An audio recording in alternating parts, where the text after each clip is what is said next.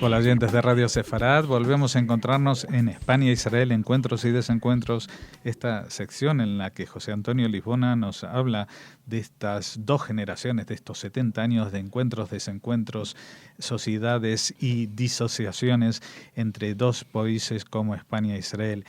Habíamos hablado de muchas cosas y en el último capítulo habíamos hablado del posfranquismo y del papel de Adolfo Suárez conduciendo a España a una política exterior un poco errática, liderando o asociándose a una política o una filosofía tercermundista. Pero Adolfo Suárez también tiene políticamente sus días contados y descuidando el frente interno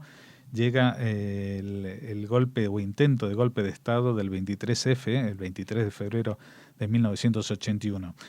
Y a partir de más o menos aquí volvemos a retomar el hilo. Hola, José Antonio. Muy buenas tardes, Jorge. Efectivamente, como dije anteriormente en el capítulo anterior, la llegada primero la muerte de Franco y después la llegada de la democracia a España no fue una oportunidad perdida para que España estableciera vínculos oficiales con Israel. No estuvo en el paquete de países de la normalización y la universalidad de relaciones, junto con la Unión Soviética o México. Israel se quedó aislado en una España que no establecía relaciones. Y la segunda oportunidad en democracia fue una vez que Egipto, Sadat, viaja a Jerusalén y se hacen los acuerdos de Camp Davis y los tratados de paz. El país árabe más importante establece relaciones con Israel, pero España sigue sin establecerlas. Efectivamente, no solamente eso, sino que se aleja todavía más España de Israel, esa España democrática, ya no la lejanía de la España de Franco frente al Israel socialista de Ben Gurión. La España democrática de Adolfo Suárez se aleja de Israel, dando una bofetada al mundo occidental y recibiendo con honores de jefe de Estado al terrorista Yasser Arafat. Esto sucede en el año 79. España y Adolfo Suárez descubre el tercer mundo, viaja al mundo árabe, se considera un mediador. En toda esa circunstancia hay un dato importante que le sorprende a España. Cuando Adolfo Suárez considera que está cerca del tercer mundo, del mundo musulmán, del mundo árabe, que se puede personar como un posible mediador, y Israel le dice, usted antes de mediar en la posible paz, que no va a ser posible entre árabes e israelíes, tenga conversaciones con una de las partes, sin tenerlas y sin reconocer usted no puede ser un mediador. Aparece otro tema de política interior, el más importante y el que más grave fue. Hablaba en capítulos anteriores sobre la influencia que había tenido el tema del Sáhara. Posteriormente, los primeros años de la democracia en España, cómo había influido las posibles reivindicaciones de Marruecos sobre Ceuta y Melilla, y por lo tanto no se quería que un gesto pro-israelí pudiera acercar al mundo árabe en contra de España. Y a partir del año 77, pero sobre todo 79, ya está, incluso hasta el año 82, 83,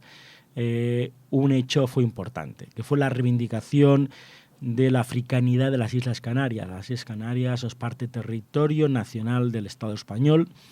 pero en el año 77 una organización internacional africana, la OUA, la Organización de Países Africanos, en su comisión política establecieron mecanismos para reivindicar y aceptar una reivindicación de un grupo terrorista independentista canario, que se entonces llamaba el MPAYAC, apoyado por países como Argelia y otros países no tan conocidos del mundo árabe, que apoyaban que Canarias fuera África y que fueran reivindicadas. Como ustedes pueden suponer, eso retrasó todavía más cualquier posibilidad de que España pudiera acercarse a Israel, puesto que en ese momento lo que tenía que hacer era estar tibolando los votos de los países árabes y conseguir que los países árabes del norte de África y otros países árabes importantes, con las buenas relaciones que tenía Su Majestad el Rey con las monarquías del Golfo, pudieran presionar a países africanos para que se votara en contra. Acaba el periodo de Adolfo Suárez, tristemente, por sus ideas tercermundistas, sin que haya avances respecto a Israel. El tema canario los imposibilita, el tema petrolífero los imposibilita, el acercamiento de la Casa Real al mundo del Golfo Pérsico los imposibilita. También tenemos, he dicho, un gran partido de influencia que fue los diplomáticos españoles, el lobby diplomático español es un lobby tercermundista que ha nacido y se ha criado en la política exterior del régimen, en las teorías de Castilla, en las teorías de Martín Artajo, y por lo tanto son más bien pro-árabes que pro-israelíes. Al final de la época de la democracia,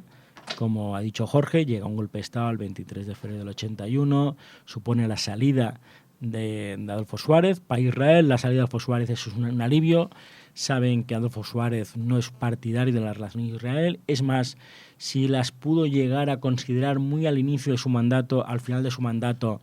considera a Israel como un elemento agresivo en la zona de Medio Oriente. Ha creado teorías sobre el estrecho de Hormuz, en el sentido de que efectivamente en la guerra que entonces hay entre Irán e Irak se puede bloquear el estrecho de Hormuz y por lo tanto se puede cortocircuitar el abastecimiento de petróleo en el mundo occidental, y por lo tanto ese estadista internacional que se ha olvidado de su política nacional y que tiene que dimitir antes que no hubo un golpe de Estado que no lo remedia, y hay un golpe de Estado sustituido por un personaje como Calvo Sotelo, que había sido ministro de Relaciones con las Cortes, y un ministro de las Cortes de Asuntos Exteriores como Pérez Llorca. Comienza a haber unos leves acercamientos, y en ese momento hay una persona importante en Israel, que es el general Moshe Dayan. Moshe Dayan había sido en muchos casos un gran estratega militar, todos conocemos sus victorias, y como ministro de Asuntos Exteriores, pues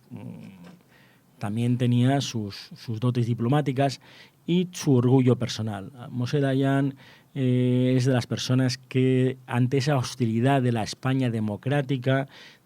frena cualquier contacto con España,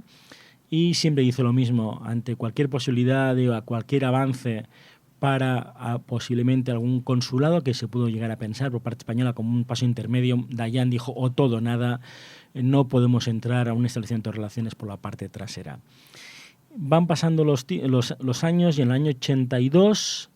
el gobierno de Calvo Sotelo y Pérez Llorca se considera que tenemos que integrarnos en el Tratado Occidental, en la OTAN.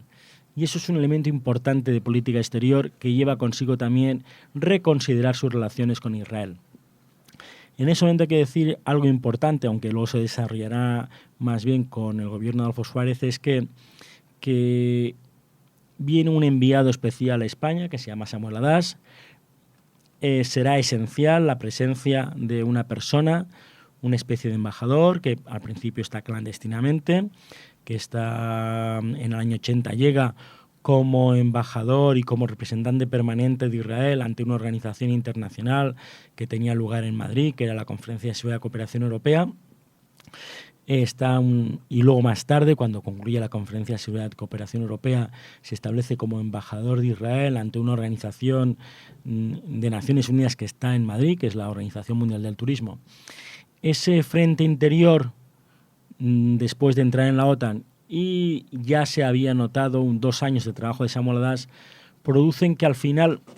del año 82 Calvo Sotelo, que adelanta las elecciones, considere muy seriamente el establecimiento de relaciones con Israel. Y efectivamente se pone un mecanismo secreto para establecer relaciones a través de los nuevos ministerios de Asuntos Exteriores, el ministro Pérez Llorca y el entonces nuevo ministro de Asuntos Exteriores israelí, que se llamaba Ishak Shamir. Cuando todo tiene más o menos posibilidades,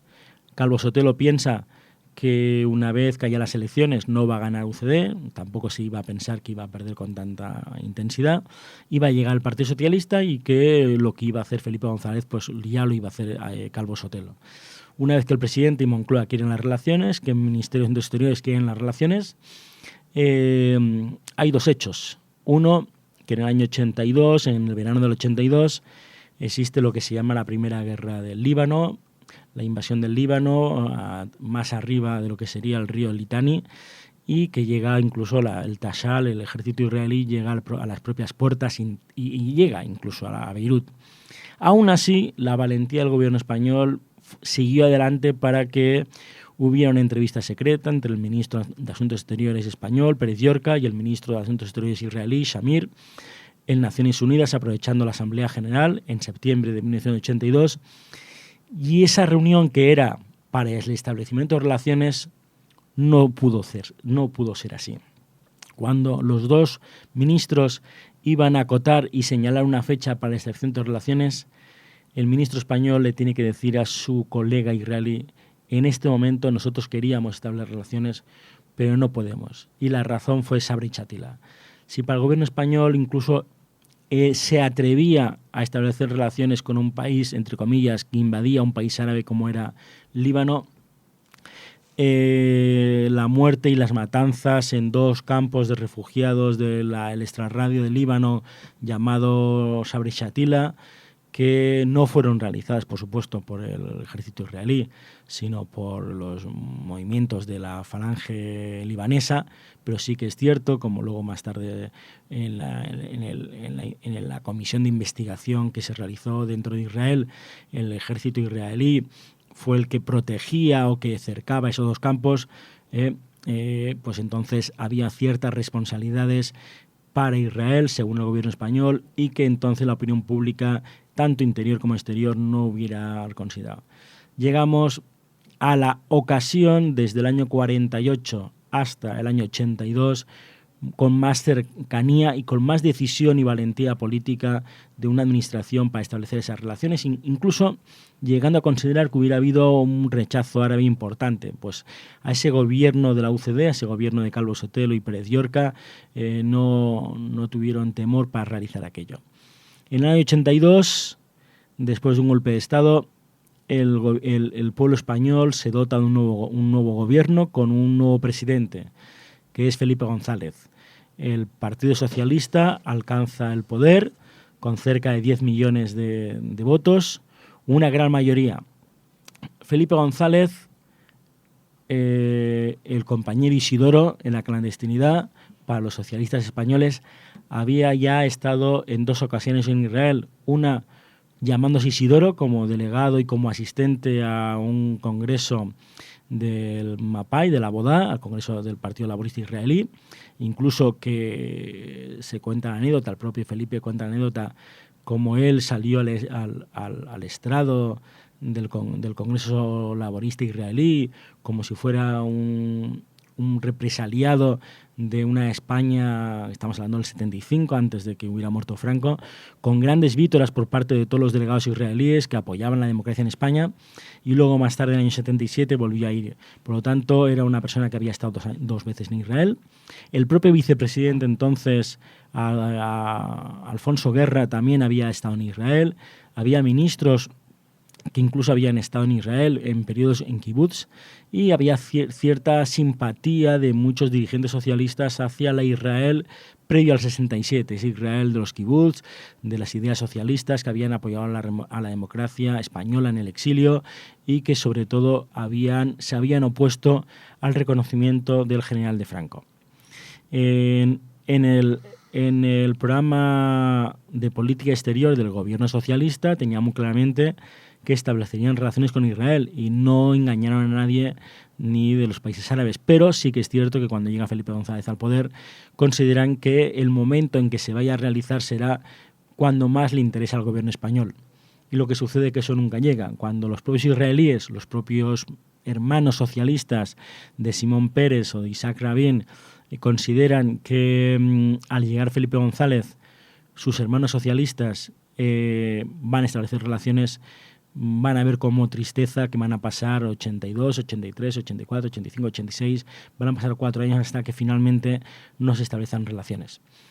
Es importante en ese momento que, a pesar de que el gobierno español, Felipe González, con un ministro entonces de Asuntos Exteriores, un primer ministro de Asuntos Exteriores como Fernando Morán, que podría yo situarle como una persona que tenía cierta reticencia hacia Israel. Y es más, antes he hablado varias veces de un lobby de los diplomáticos españoles más cercanos al mundo árabe, porque se habían desarrollado su carrera diplomática en el periodo franquista, y entre ellos era Fernando Morán. Fernando Morán es ministro de Exteriores, que ve más elementos negativos al acercamiento a Israel que elementos positivos, y retrasa todo lo posible y boicotea todo lo posible el posible establecimiento de relaciones. Felipe no lo ve claro en los primeros años, tiene varias entrevistas con los reyes Fahd de Arabia Saudí, con Hussein de Jordania, con los otros monarcas del Golfo, con Mubarak en Egipto,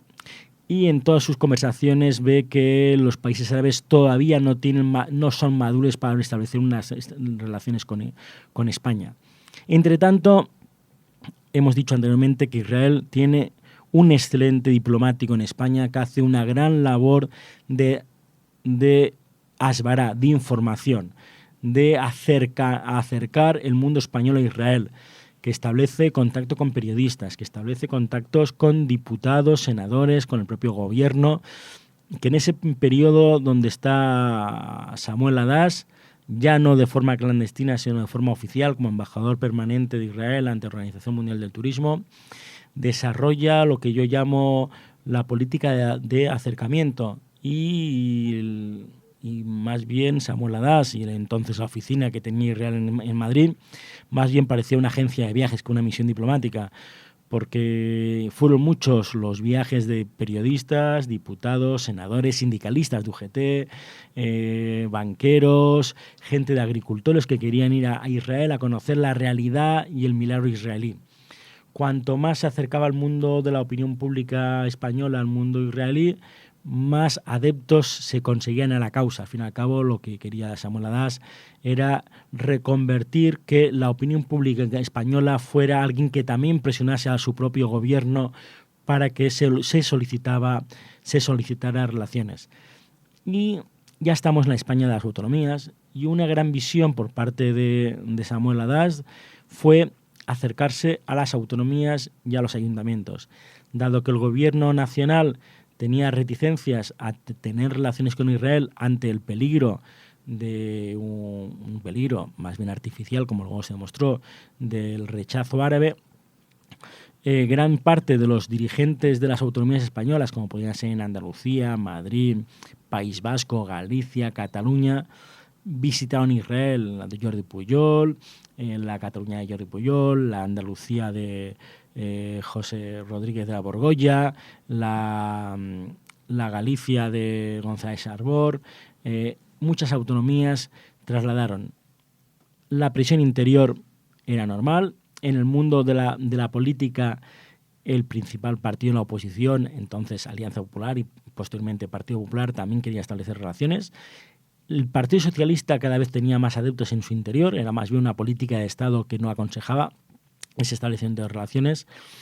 y llegamos a que Felipe González, efectivamente, al final de su mandato, a partir del año 85, es cuando España cambia de ministro de Exteriores. Eso fue básico. Independientemente de que la política exterior se hiciera en Moncloa más que en el Palacio de Santa Cruz, en la sede de Exteriores, y que Fernando Morán no fuera un entusiasta de las relaciones, Felipe González cambia al ministro de Exteriores por alguien muy partidario de acercarse a Occidente, de seguir estando dentro de la OTAN, como era Francisco Fernández Ordóñez. Y también Francisco Fernández Ordóñez, que había sido ministro ya de la UCD, era socialdemócrata, ya había manifestado en los años previos de la democracia que era un partidario de establecer relaciones con todos los países, incluso con Israel. Y nos encontramos al final de ese periodo de Felipe González, que comienza en el 85, donde se comienzan a crear los mecanismos para que en breve tiempo, en un año y medio, se cree unas condiciones para que Felipe diga adelante, establezcamos relaciones. Pero eso ya será cosa del siguiente capítulo. Sí, porque aparte de ese siguiente capítulo merece un trato especial, que es cuando por fin esta boda tan anunciada tiene lugar, y cómo tiene lugar y en qué condiciones. Muchas gracias, José Antonio Lisbona, y a ustedes no se olviden, dentro de 2 semanas volvemos a encontrarnos en este sitio de encuentros y desencuentros llamado España-Israel.